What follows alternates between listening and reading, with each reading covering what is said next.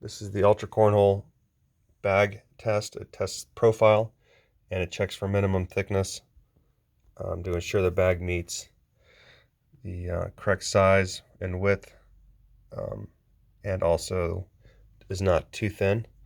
So what you would do here is you take a bag like this, you drop it onto the template over the center of it, and you would do some flattening out to make sure it's centered and flat, kind of like this. See, it's relatively flat and centered. We'll take a look from above and we'll check to make sure that there's no red showing. If there's a bunch of red showing, that means that bag would be too small. And if it sat over the blue, that means it would be too big. Next, we will check the thickness.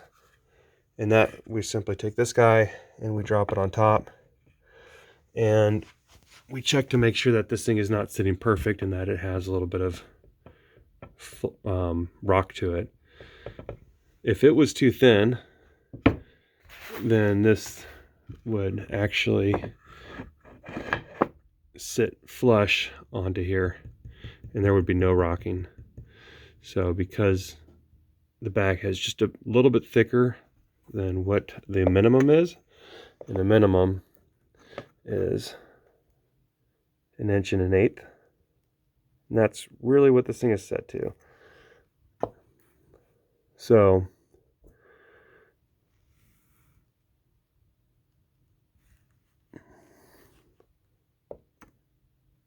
if I place the bag under here and it does sit flush, that means that that bag is too thin. So that's it. Put the bag on here, check for profile. See here, see some red up there, so we'll reposition it.